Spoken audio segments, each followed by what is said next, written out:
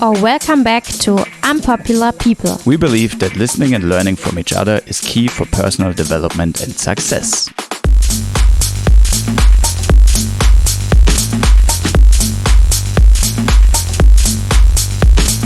Today in our interview, Lars Walkling. Lars Walkling is originally from Germany, but he lives in Miami, Florida now. Lars is a tattoo artist. He moved to Miami with his wife 7 years ago and he has a daughter now. We had him on the show before in German, but we thought it was so interesting and we also wanted our English listeners to hear what he has to say. In this interview, Lars explains his Japanese tattoo style. And he gives a little insight about what makes him happy. If you want to learn more about our project, visit our website www.unpopularpeople.com. Yeah, you can also subscribe to our newsletter. That would help us a lot. You can also share our newsletter with your friends and family.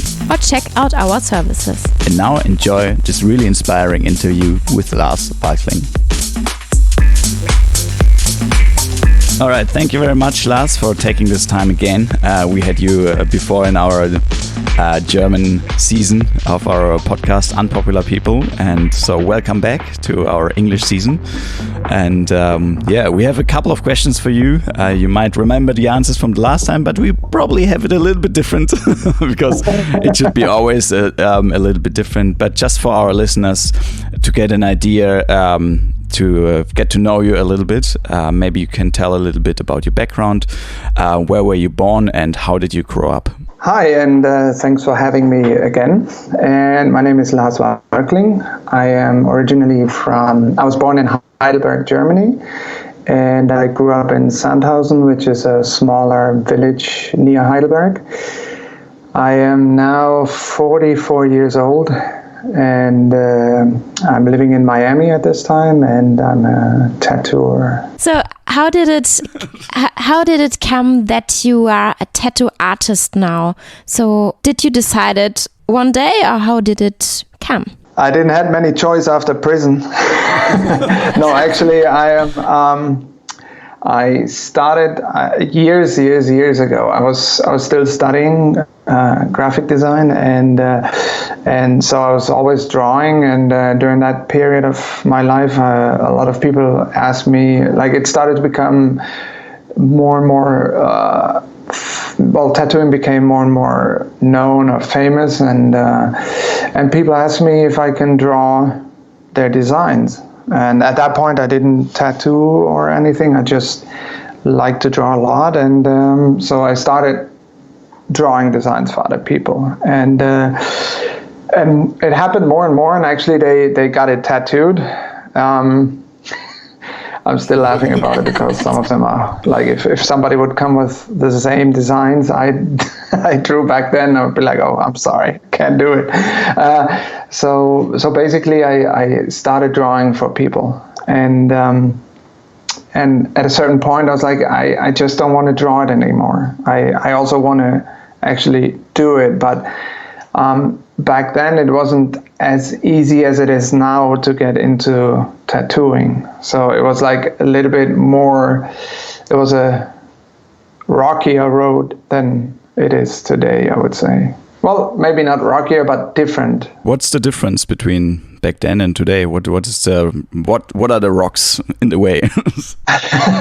Well, back then it was the information was less. It wasn't as easy to come by. It wasn't as easy to get information about tattooing as it is today.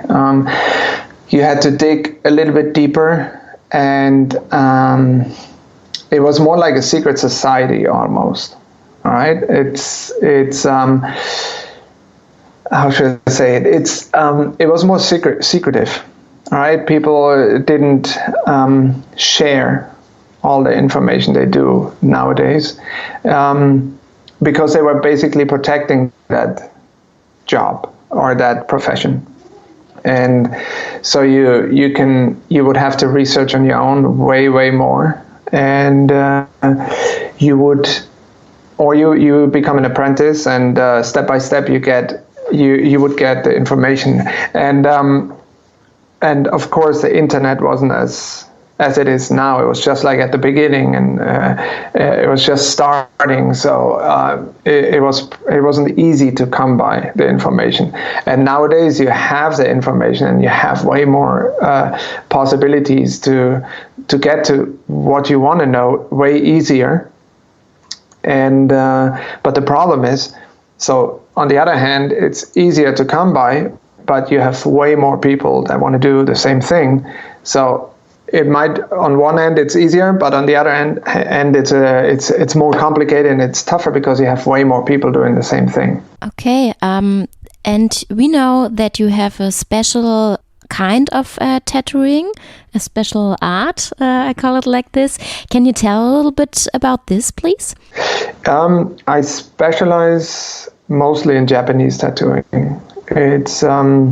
It's more like a traditional Japanese style. Like nowadays you see a lot of Japanese or Asian influenced art in tattooing, and I concentrate a little bit more on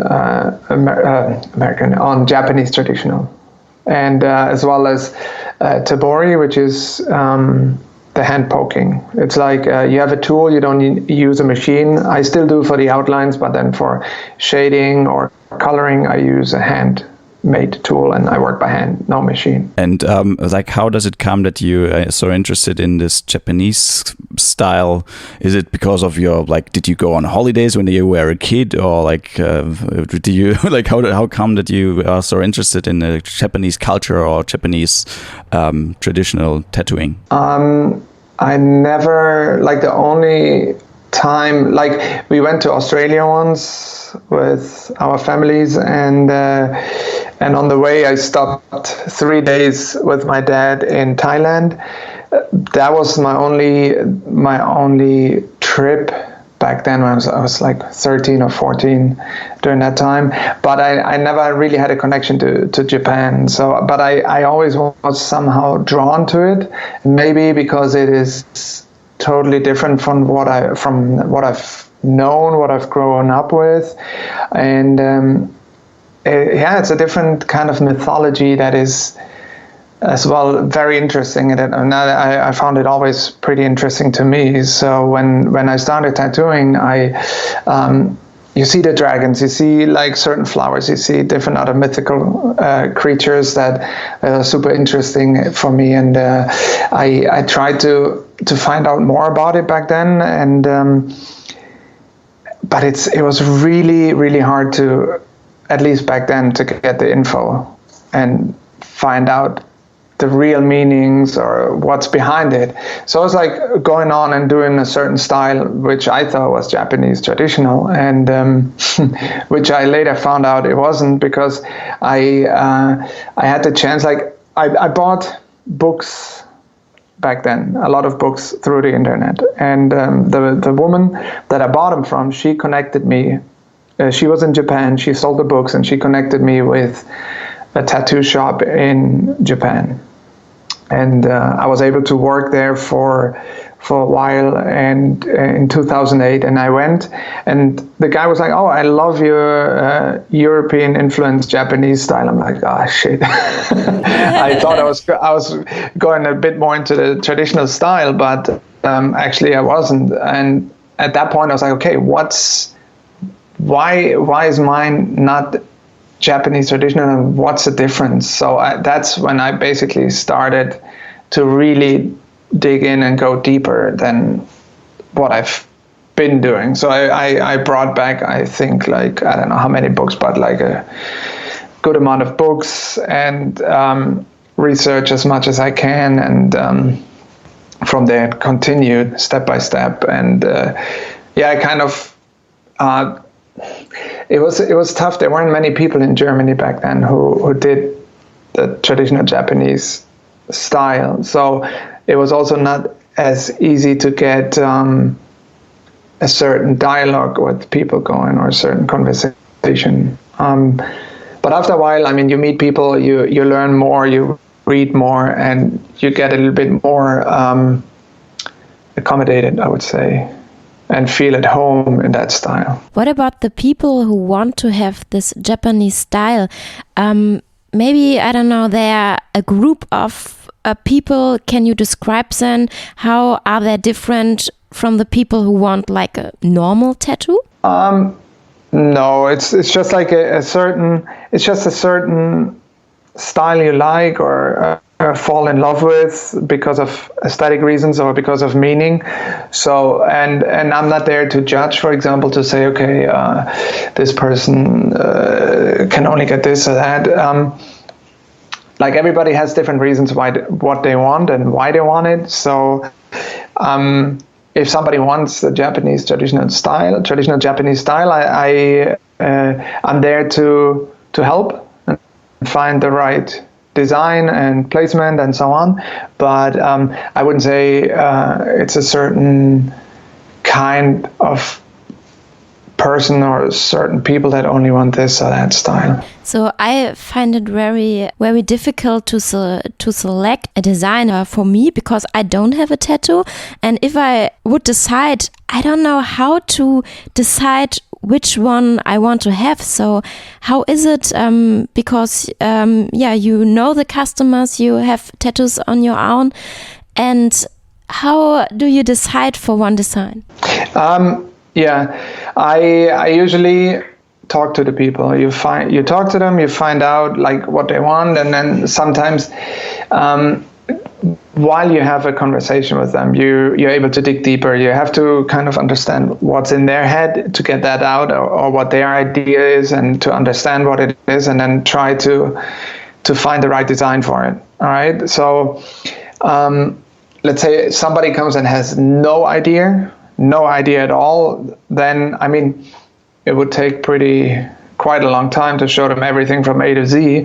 So I usually give them a couple of websites or try to figure out what their maybe job is or like what they're interested in, and then we'll look for design. I have now quite a good library of images and resources to find information about whatever they want, and then or whatever it could be, and then we'll combine it. We'll see what it matches, what would match, and what would look good on that person, and then do that. I think for people to understand from where you come from and where you are now, maybe you can tell us a little bit more about your background. How did you learn all this? Like, when did it start? Were your parents tattooing, or what is the background? Like, I don't know. Quite the opposite. No, they didn't start. They didn't tattoo at all, and I think at that point, I mean, weren't the biggest fan of tattooing, but understandable because at the time I started tattooing or got tattooed and got to be more interested in it wasn't as well thought of as it is maybe today. You see it in advertisement, you see it on TV and so on, but back not then implemented in society yet. Yeah, exactly. And so nowadays, it's definitely more accepted, even by my parents. But back then, they were like, "What the heck are you doing?" Basically. But nevertheless, I still got support, and I started at home. All right, I wanted to tattoo so bad, and there were basically, I think, 2-3 shops in our area.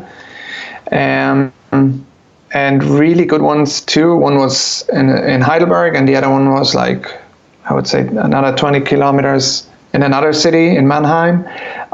So those were the only ones that I was interested in. But one of them was more or less a biker shop, and I didn't feel like working at a biker shop at the beginning. So so I kind of started researching on my own. I found somebody who I went to different shops. I went to talk to different people, and got the strangest comments. And you realize, like, okay, I just have to start on my own.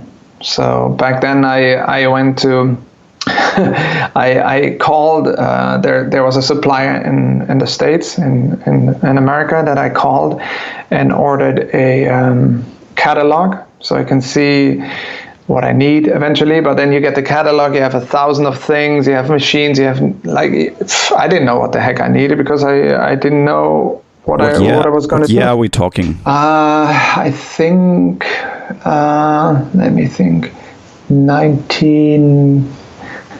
I think it was 1996 or 1997, somewhere around there. I don't know 100%, but I think it was 1996, 97, somewhere.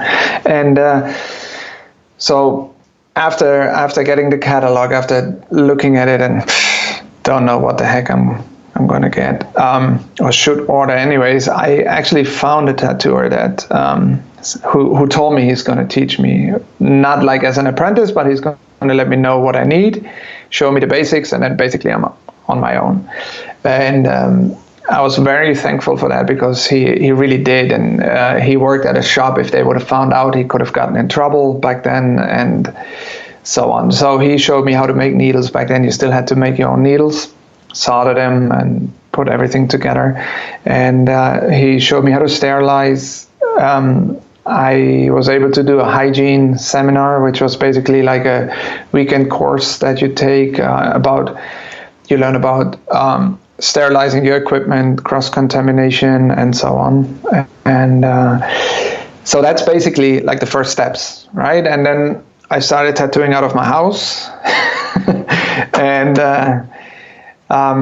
but it's not enough. Even though I was able to be like as good as clean as possible for this situation, but like it wasn't like an everyday business. It was like maybe once or twice a month, and it got a little bit more, but it's not enough. It's like there's too much time in between, and you forget, or you just don't get the feeling. You don't get that muscle memory that you need. And basically then during the mentioned hygiene seminar, I met some people from another shop, and they were like, hey, they saw my work and asked if I wanted to start at their shop, which was in Heidelberg. So I was like, sure, okay, no problem. And it was basically known only for piercings, but I kind of wanted to change that a little bit after a while and be like, okay, my goal is to make it known for tattooing as well. And I started 1 day a week, and it extended, and I would say maybe half a year later I was there 6 days a week. Cool. For 4 or 5 years.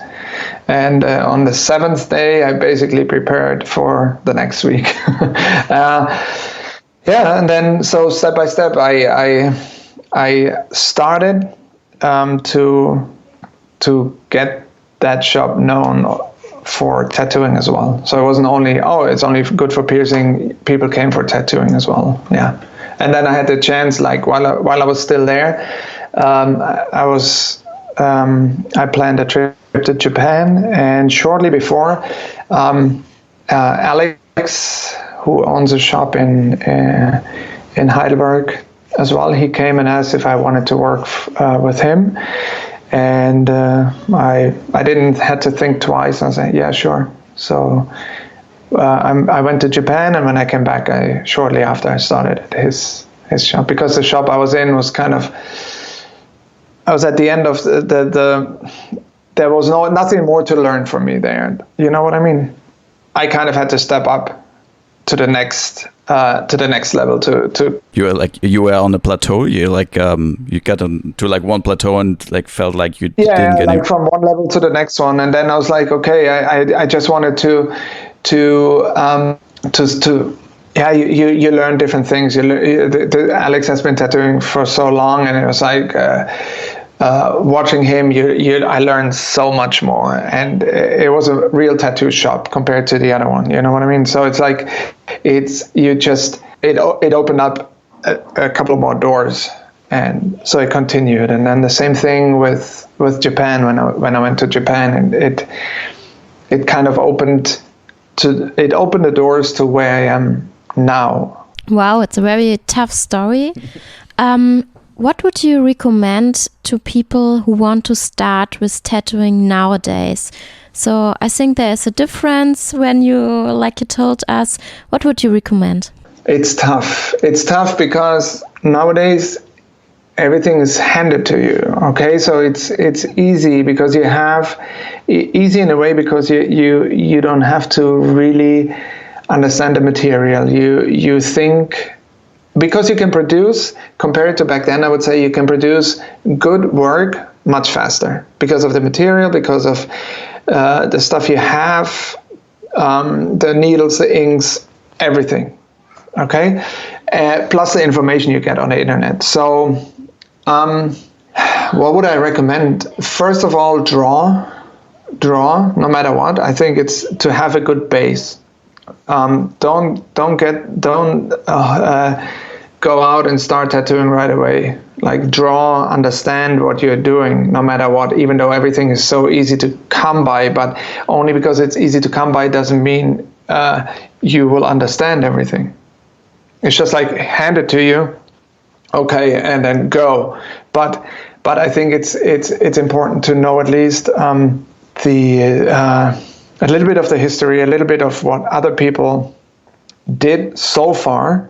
I mean, I'm not saying you have to kiss ass or something like this, but to understand and respect, to draw, to not dive in and think, okay, after 1 year I'm the shit and I can open a shop, and all you do is at the end you produce more people with bad tattoos that you could have done better. But it's hard to say because I'm not in that situation right now. I don't have to learn, so I haven't really gotten to that point to really see, okay, what are the challenges if you start now.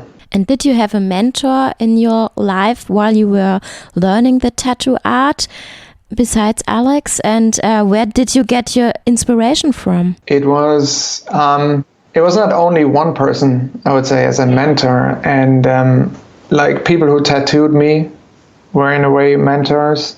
People I did guest spots with were mentors. There are a lot of, like, for every different situation, there's a mentor, basically. It doesn't only have to be one person. And it's not only, I think it's not only tattooing, it's about life in general. It's about different situations. So I think you can learn from everyone around you. Even now in the shop I'm working in, we have an apprentice there. Even from him, I learn, because he maybe approaches things different than I did or I do, and so I can learn from him. You can learn from a child. You can learn from an older person. It doesn't matter. Every situation that you get to, I would say, you can find your own mentor. So I really didn't have or had one person. It's like along the way, wherever I am or whatever I do, and I see, hey, this is something interesting for me, I use it. Or even if you can see it, if somebody comes up and criticizes you or gives you criticism for your work, it can be a mentor in a way as well, because or a teacher or whatever, because he might open your eyes in a certain way that you to see a certain thing you didn't see before. So yeah, listen and learn from each other. It's the key for personal development and success. How we say it. You said also before that going to Japan and changing the shop where you were working in changed a lot and got you where you are now. Sorry. And yeah, but this is still a really, really big step. So what happened? Like, did you get caught by the Yakuza and they brought you to the USA and implemented there like a spy, or what happened? Like, no. I gotta go. No, it's basically so I came back from my trip to Japan. I worked there for a while and was able to travel too. And you come back and it was kind of a reboot, a restart of life, of maybe of the life and everything the way it was going, because I switched the job or shop. I came back with different experience and inspiration.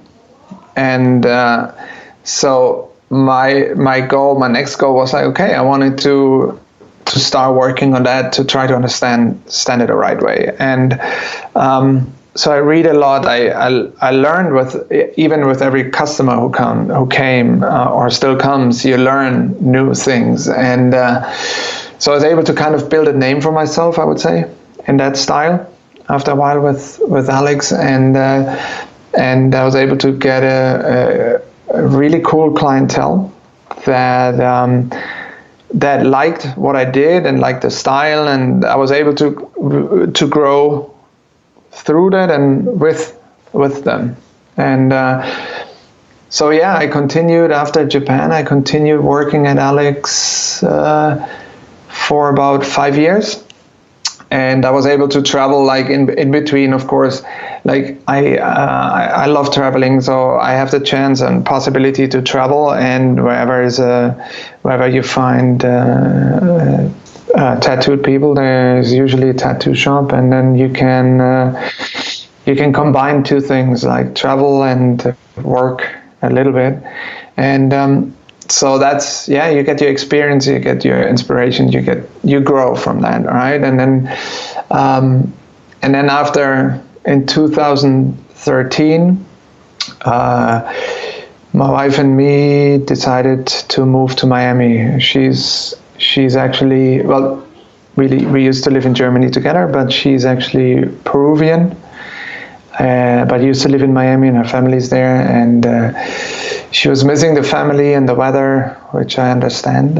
And it took me a while to understand, I must say. And but now I do understand it much better. And then we said, okay, let's try it and let's see how it goes. And so we basically packed our bags, and on December 27th, I think it was 27th or 28th of 2013, we left to Miami and started a new chapter here. And the toughest one so far. And do you miss your home country? Do you miss Germany sometimes? And yeah, is it a challenge for you? How do you feel? Yes, it is a challenge. It's a challenge because, well, let me start that way. Yes, I miss Germany. I miss my friends. I miss my family. But the good thing is nowadays you have good technology, so you're able to FaceTime. You are able to talk. It's not as expensive as it used to be anymore. So everything it makes it a bit easier. All right. And after moving, I pretty quickly was working already. Like we moved in December, like I said, I think 28th it was, and mid-January I already had a job before I came, but they had to change up a couple of things. So I started working in mid-January 2000. Oh, when did we come? 2014 then. And so I really didn't have enough time to adjust mentally to it. And we moved to Hialeah Gardens. It's an area in Miami. It's basically Latin Cuban neighborhood. I think I was the only German in I don't know how many square miles. But it was cool. I like it. I love. Probably only a blonde person too. Real blonde. No, and it was interesting, and I must say I love it because it's such a multicultural community. You know, so many people from different countries in South America, Central America, Caribbeans. I really enjoyed it, but after a while it was a lot. So I worked like almost 1 hour driving distance from where we were living, and the shop, I must say, wasn't the greatest either. So it was like from working in Heidelberg, where it was like pretty much based on trust and like working with friends, to more like corporate driven or corporate corporate-driven business, even though it was a tattoo shop, you know what I mean? And I think especially in our range or in our way of work, it should be run a little bit different.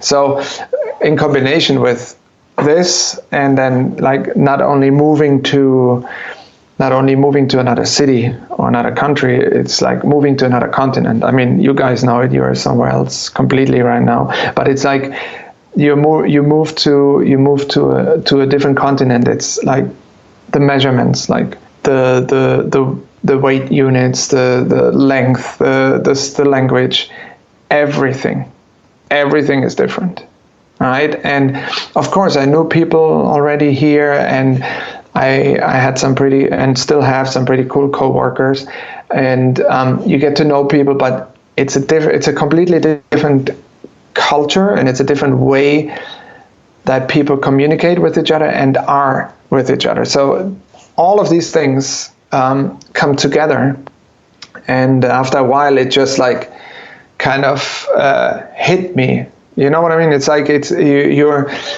settled in, and then after a while you're just like exhausted or burned out or whatever, because it's so much in such a short period, and there was no time to digest it, I would say.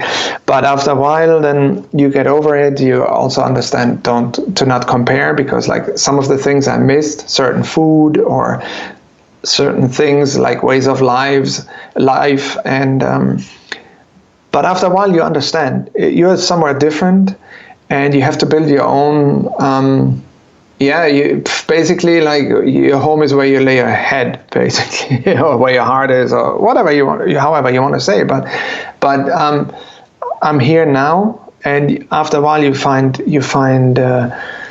certain restaurants, or you find little places where you go. I enjoy surfing whenever I can. Things I'm not able to do or wasn't able to do. In Germany, for example, I wasn't living close to an ocean. The closest ocean was like, I would say maybe 10 hours drive. And here, like after we moved from Hialeah, we moved very close to the beach, 8 minutes walking distance, and I was in the water. So, these things I didn't have over there. So of course, like, I still miss family and friends, but it balances it out. It's like there's a balance in a certain way. Do you think you would have done it on your own? And if you would have done it on your own, would you probably have gone back after some time without your wife? Done it on my own, like if I moved to Miami on my own? In general, I guess you probably would have gone to Miami to see, like, let's see how it works. But after, like, your first experiences, because I know, like, I experienced the same thing in the beginning when I left Germany behind, and we first think like, is this the right choice? And like, things are so different. And you start to compare what you just said, and then like when you had like this kind of, I don't know if it's a breakdown or burnout or whatever, if you would have been on your own, would you have gone back, or would you have fought through? I mean, this more like as an advice for other people that are probably not with a person together, so probably people that are on their own. It's I think the thing is it's at that point, I was so overwhelmed with everything, like, because I finally had some time to, I guess, where everything, like, started to get a certain routine. Like the way to work, it's not new anymore. You know where to go. You know your way around. So not everything is new. So I got used to certain things, so I guess I had more time to think about other things, and that's why everything kind of came together or settled in, and then that's when that really low happened, and I would say at that point it felt like you're standing in front of a wall, and you don't know, like you think you had to go straight, but you forget, look, you can go left, right, or turn around and go in a different direction at that point. And as fast as it came, as fast, the same, like the same amount of time almost it took to disappear again. It was like had, I think you visited during that time, and I think my mom came to visit as well. And shortly after I was gone, maybe it was just like to reconnect with. We were there at the same time, actually, like your mom and I. Well, yeah. and maybe it forced me at that time, like, okay, get your ass up and don't worry anybody in a way, maybe. So you had to pull yourself together, and after a while. Because of that, it's there are a lot of things happening, and I came together at that point, and I think it's just like it happens that you think you are a certain person, then you do such a huge step in your life, and like an onion, the layers peel off, and whatever you thought, well, at least it happened to me, but whatever you thought or I thought who I was. I wasn't, like maybe in the center, but certain layers fell off that I realized, hey, that's not me, or that's not necessary, or it's like stuff that I had as habits that like they didn't do any good for me. I had to change it, and I had to find a certain habits or things for me to stay. To balance me mentally, and continue like that. So like I said before, I stopped comparing. I just embraced and enjoyed what I had. Also the job, because thing is, you come, or in my case, I when I left Heidelberg, I had I would say with my reputation there and my work, I was able to be almost booked a year in advance. Yeah? So it gives you a peace of mind. And I moved here, and it's not like everybody was finally waiting for me to come over. It's just like here's so many, like even in the area we are in, there's so many tattoo shops. It's crazy. It's in the hundreds, and good ones. It's not like, oh, like you have a couple of good ones, you have a couple of shitty ones, but like there are a lot of good tattooers here as well, and so it's not like you're like everybody's like finally you're here. No, it's like you start from zero in a way, not learning tattooing, but like zero from starting from small tattoos, building up your clientele, and so on. Nowadays, after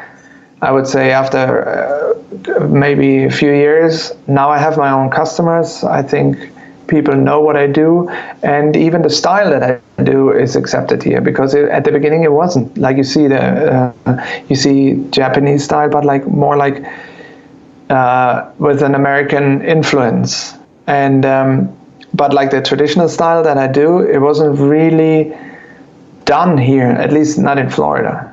And so other tattooers even told me down the road, or told me like, hey, they never thought I would do any tattoo down here with that style, and now I do actually pretty good with it, and I'm having fun. But it's just like getting rid of what you have, unnecessary weight that you carry around.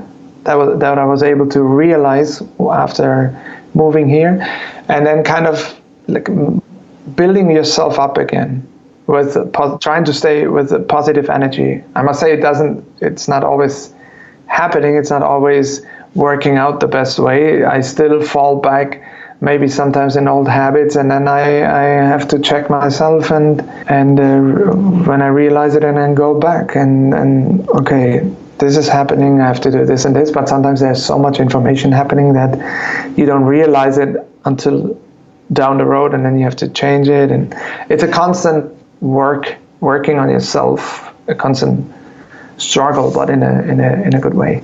And I must say, I don't regret it. I really, if I think about it now, I should have done it earlier. Okay, cool. So, and where did you take your motivation from? So if there is a point where you're really struggling, do you have a special tool? I don't know, maybe you write it down or something like this, what you find out for yourself that helps you in continuing? As motivation or in general, life in general? Yeah, in motivation. I'm just like, Wait, like with life or like tattooing? With life, I mean, when you told us that you struggle with that it's the right decision or not. Maybe I used the wrong word, but like struggle, I mean like, for example, like finding the right direction for myself, or knowing what is good for me, or what I need to do, stay positive, because I can't. And I don't want to. And like I said, sometimes it's not easy because there's so much happening that I kind of get off the path, and then I have to go back on it again to check myself. And sometimes my wife has to check myself again. But motivation should be yourself in that case, to try to be a better person, to try to be happy. And even like talking about it helps. Like I think just talking about it, even with you, it just puts it back. You're reflecting. Yeah, or like puts it back in the center, and you realize, okay, this is what it should be about, maybe, and then you're just functioning better if you're happy, and it's a better life. And so I try to, whatever I can. I have joy with my daughter and my wife. I like being outside if I can. I love surfing. I love painting. I love tattooing, and being with other people and exchanging the ideas and all these kind of things. It's same as just like sitting in my backyard and enjoying all the trees I have around, and hanging out there, or reading a book, or listening to a cool podcast. And there's so many things that kind of motivate. I think it's the same, or it's a similar answer maybe than when you ask me about if I have a mentor or not. I think it's like you can get a positive energy or a motivation out of a lot of things. But yeah, so that's what I try to do. And you mentioned your wife quite often already, and now also your daughter. Maybe it's very interesting to hear how you guys met, because, she was from Miami, you're from Germany, from a small town called Sandhausen. So how is it possible that like a connection like this happens? You didn't use Tinder, right? I mean, that didn't exist. It didn't exist back then. No. And no, actually, we went with a couple of friends of mine in 2000. We went to Miami, and for the millennium.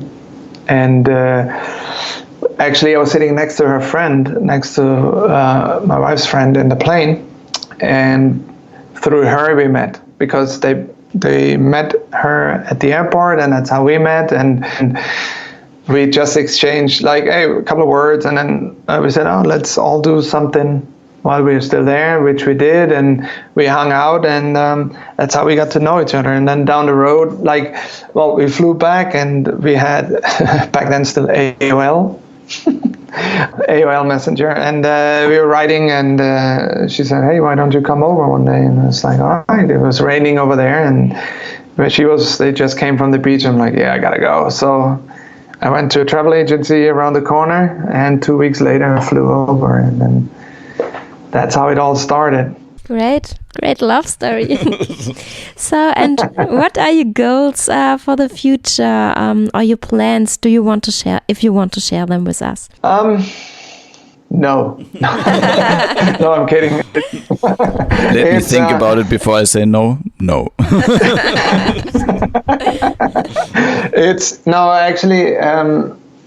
The goals, try to make sure I'm happy, and try to do, because if I'm happy, I am able to reflect it, and people around me will be happy, and definitely work on that, and enjoy what I do. I started to paint more non-tattoo related things, so more with oil and pastels and stuff like this. So I really want to continue that, and I've been a part of a Japanese tattoo family now since almost a year. So this opened up a different direction as well. But it's hard to say to go where it goes, because you think maybe one day, okay, I'm going in that direction, and then something completely different happens, and you make a U-turn, or you 90 degree in a different direction, 180. So you don't plan? I plan up to a certain thing, but not like, I don't need to plan every step of my life, because it's not going to happen that way. At least that's what happened to me so far. And in a way, I also I like to go with the flow a little bit, because I feel like life is more interesting that way. And you said more fun. And you said you're part of a Japanese family now. How come? Like, how did this happen? And it's like in Japan, I always connect like tattoo and Japan like a little bit like more to the underground. Like, can you tell us a little bit about this, and maybe the story behind the family thing? Yes, I have new parents now. I got adopted, and no, I've been like I think we jumped quite a bit forward ahead, but like to come back a little bit to tattooing, since I started here and built up a name for myself as well, or starting with it. More and more people are getting Japanese tattoos here, and I'm able to do it. And so I wanted to go back and introduce tabori, the hand poking. Japanese hand poking. It's done, and wanted to introduce this and learn this again more or intensely compared to before. And so I was researching. I went online again and researched for which needles, which ink, and materials, and so on, because I feel like when it comes to that, it's still a little bit more secretive than other kind of tattooing. You still find people that share everything, but I feel like it still has that secret society or secretive thing than tattooing used to have. So it wasn't as easy to come by. So I was researching, and during my research, I was talking to tattoo master named Horikoi, and he's from Toyohashi in Japan, and we had a conversation, and a few days later, one of his, or the first of his students, contacted me. He's actually in Germany, and we had a conversation. He wanted to know what my intentions were, and I was like, actually, I was just like having a conversation and trying to find out a couple of things, and we got to talk, and after a while I was invited to join kind of a school group where you just like, you get a little bit deeper knowledge, or different kind of knowledge that you don't get just from websites or books. You get a little bit more insight, and it's a couple of different people. It has nothing, it's not like family member yet, but it's just like a group, and then you talk about it, you get more info, and then after a while, I think they saw I was pretty involved in it, and I was invited to the family, which means like more like an inner circle. You get even deeper knowledge. You get certain things passed on to you that wouldn't have been passed on to you if you are not in the family. And like material or knowledge about designs, and so on and so on. And I also got a Japanese tattooer name, which is common in these in Japan, and so yeah. And since then, what's the name? Horyu. You can see it on my Instagram. It's written there, and it also has the kanjis there.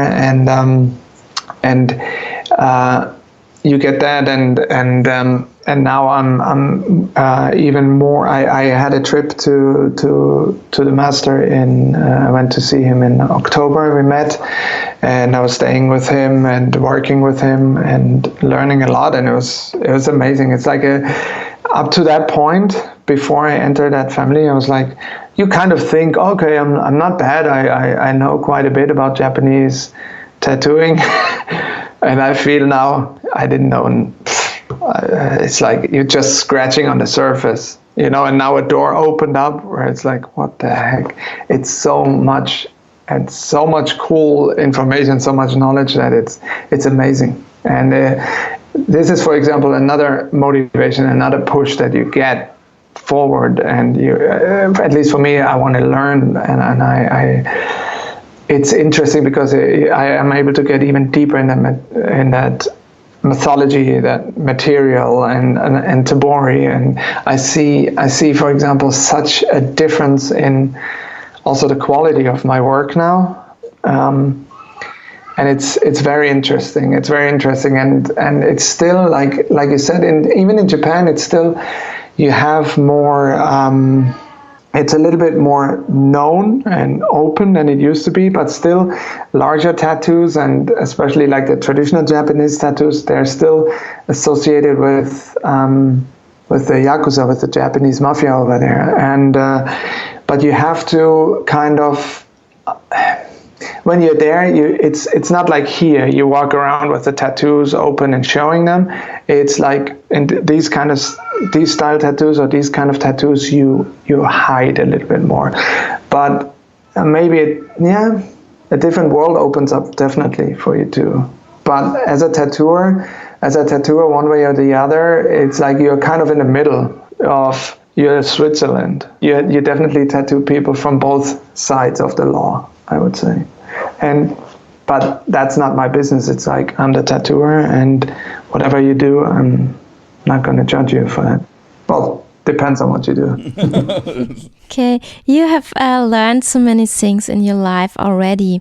When you look back and you have a child and you want to teach her something, what you learned from your own life, what is the most important thing you want to teach her?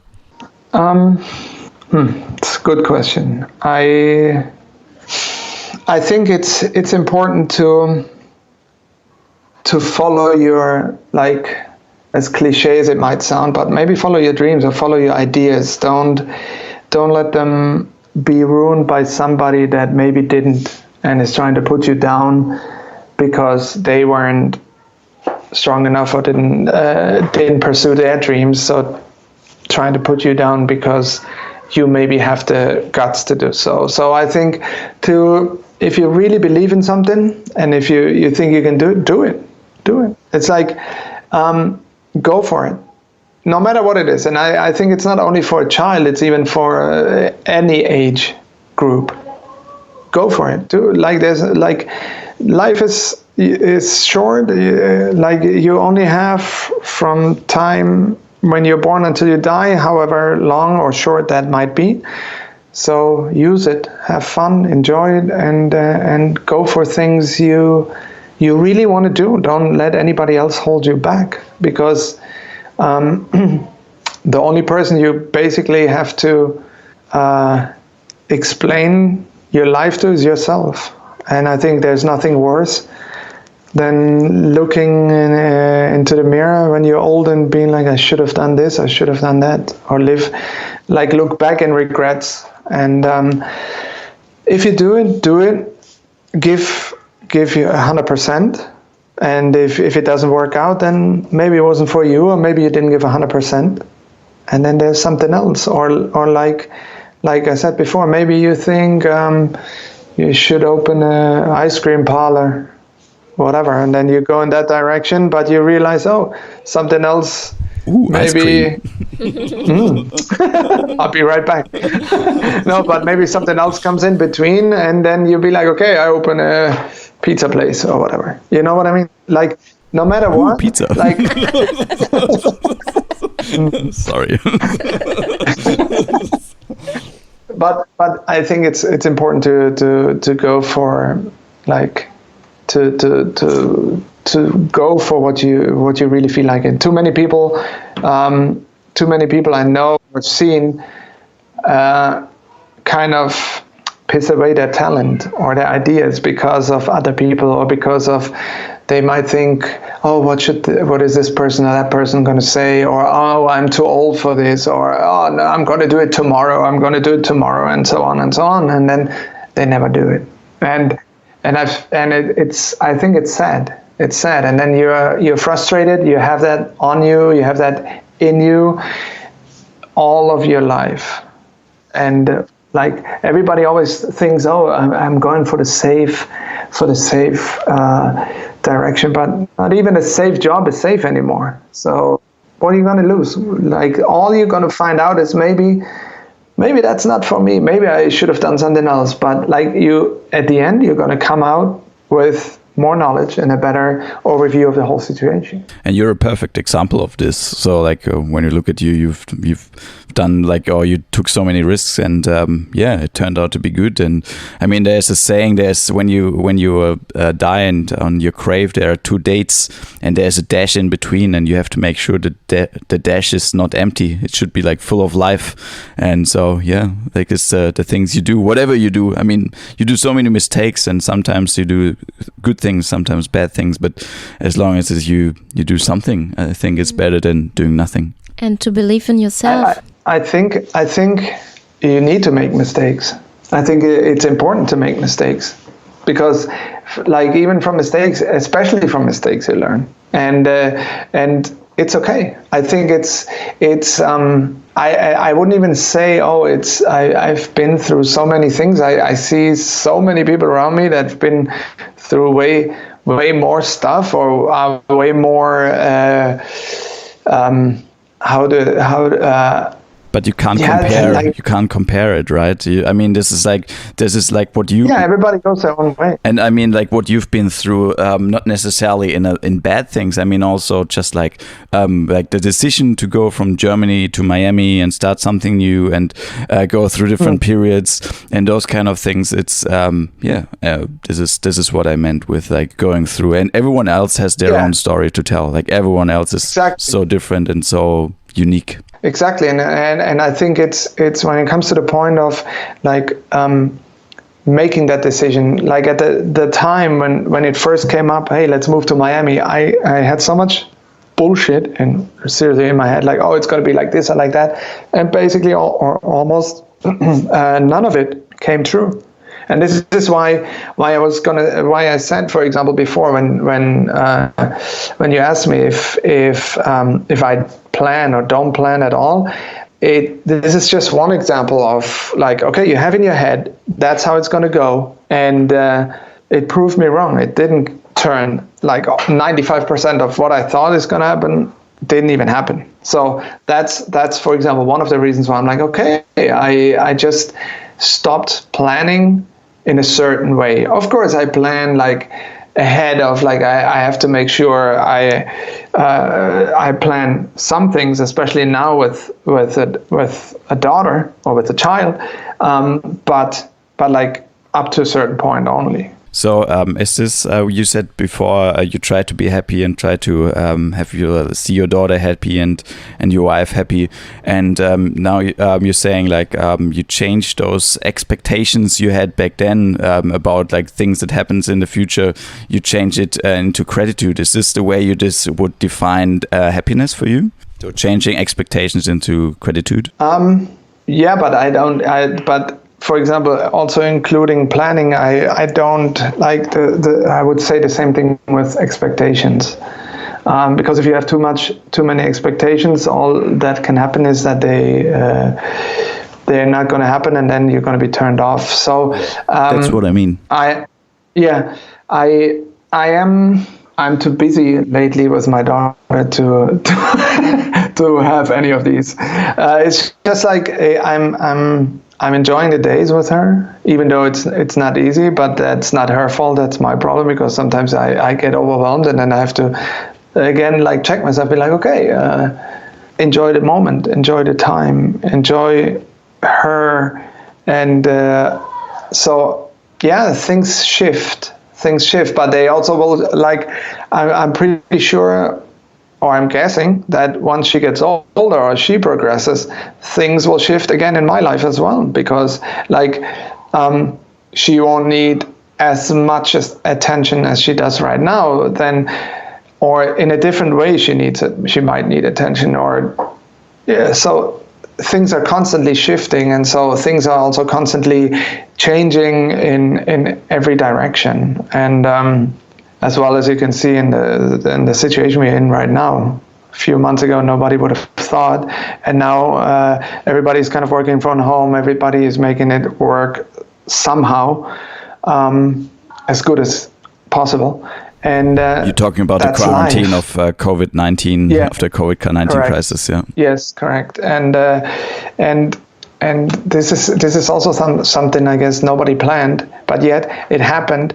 And now, as far as I can see, of course, I'm not saying, I'm not trying to downplay it, but as you see, like a lot of people are making it happen and trying to make the best out of it. Of course, a lot of people lost their jobs, but we are, as a human race, you're constantly evolving. You're constantly, like, creature of habit.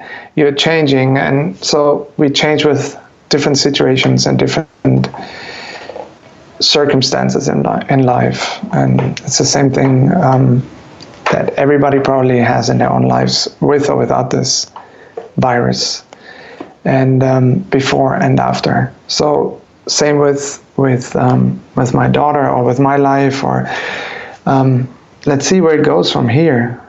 Let's see, because we don't know. All I can plan is to once we're able to go back and try to have fun and try to be positive about it, and see where it goes from there. But at this point, I don't know. I can only wait. We can make a third podcast, and I'll tell you in a year. Yeah, it would be interesting to have a conversation, an interview with you in a couple of years. So when we know, I should have planned.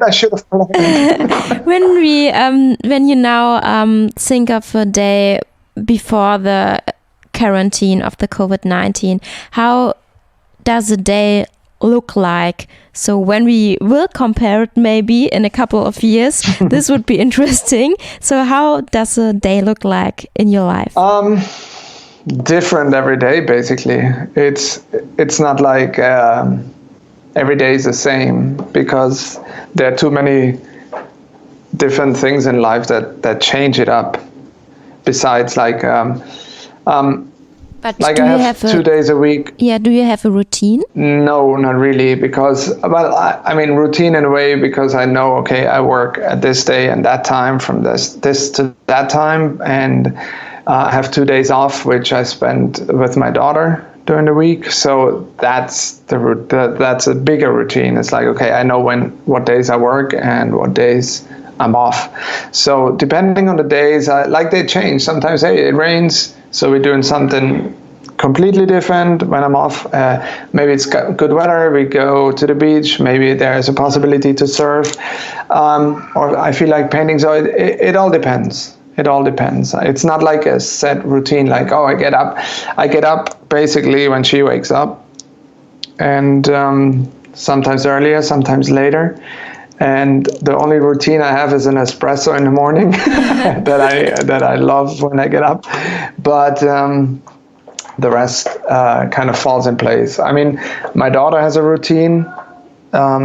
Certain times she has to eat, or she's going to sleep, but which became my routine then, if you want to say it like that. But like, really, every day isn't the same. So go with the flow.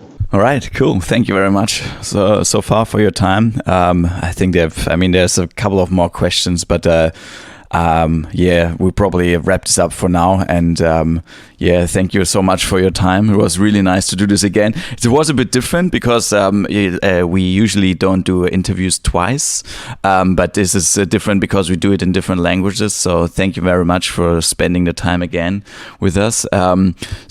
Just a couple of our last questions that we usually ask our interview guests. And also you were saying some things about this already before when you said, there are some people that how they handle the situation and they can handle it a bit differently. So what would you recommend others if you were instead of unpopular, because we are unpopular people here, what would you do if you were popular instead? Would you do anything different than now?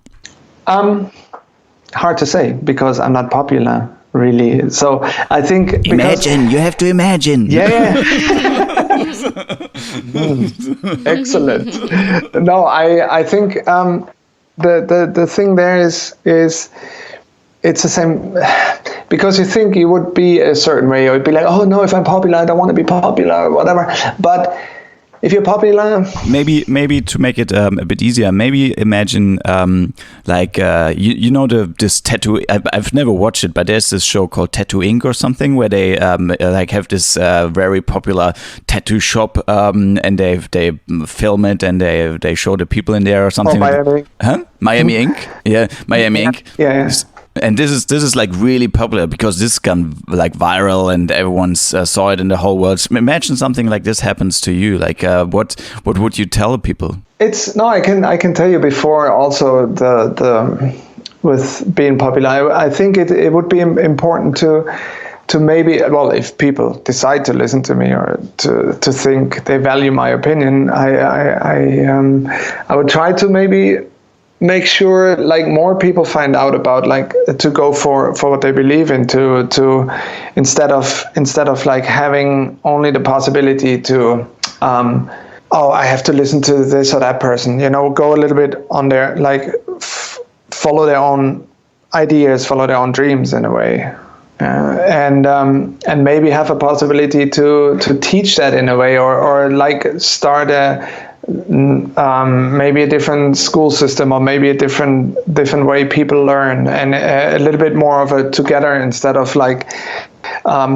drilled only in a direction of having to compete and kind of elbow in the face to the person next to you. But like I think of course it's a fantasy here, but it's like I think if more countries or more people would work together, you would get to a certain result much faster, instead of like only one person or one group thinking about one thing. No, like kind of combine these things. So maybe try to advertise something like that a little bit more, which would be utopia, I think. But okay. Thank you. If the people want to find out more about you, where and how can they do this? They can find out about me on my website, shinu.com, or on my Instagram, shinu_tattoo. And the website also has links to my Instagram and basically my feed. So I kind of link them together, but that's how they can contact me, and my email and all the info is there. That's the easiest way to get a hold of me, I would say. Okay, perfect. And see my work. Yeah, we will add this to the show notes afterwards, so people that didn't have a pen or don't know how to write this, they can have the chance to find it out there. Cool. And do you want to also let the listeners know, because we're doing this in English and this will be published in the US as well, so people understand, do you want to tell the name of your tattoo shop when it opens again? Yeah, well, I don't know exactly the time when we are open, but I'm pretty sure we'll be back open again. It's called Electric Flamingo Tattoo. It's in Cooper City, which is it's in Broward County. It's, I would say, between Miami and Fort Lauderdale. It's a bit closer to Fort Lauderdale, but in that area. So it's easy to find. It's an easy name if you Google Electric Flamingo Tattoo. Florida or Cooper City, you'll definitely find us. Instagram website is it's in the making, or under construction, but definitely Instagram, it's our most updated. Can you just out of interest, because the name Electric Flamingo, why? Yeah, why? It's going to be a little bit longer, but I'll try to hurry up.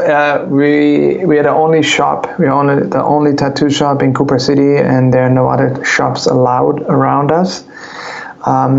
So we're the first one there. It took us over a year to get all the permits and everything, and we thought we would be placed on located on a road that's called Flamingo Road. So electric from electric tattooing, and then flamingo, electric flamingo tattoo. We thought, okay, that sounds Florida and funny, and it's something you can remember, I think, pretty easy, even though it's a longer name. And at the end, we weren't able to be located on Flamingo Road, so we were completely at the opposite corner, basically. And but we kept the name because we liked it so much. Cool. Yeah, great. Yeah, thank you very much for your time and that you shared all your insights and with us today and gave so many recommendations. Yeah, we wish you all the best for the future, and we will wrap it up now. And if you have final words, now this is the time. No problem. Thank you again. It was super fun, and it's interesting to do it in English. My first interview in English. I don't even know how I did it, but I think I said what I wanted to say. And if people have questions, feel free to contact me. Other than that, I love that you guys are doing this podcast. I think it's cool. It's really great for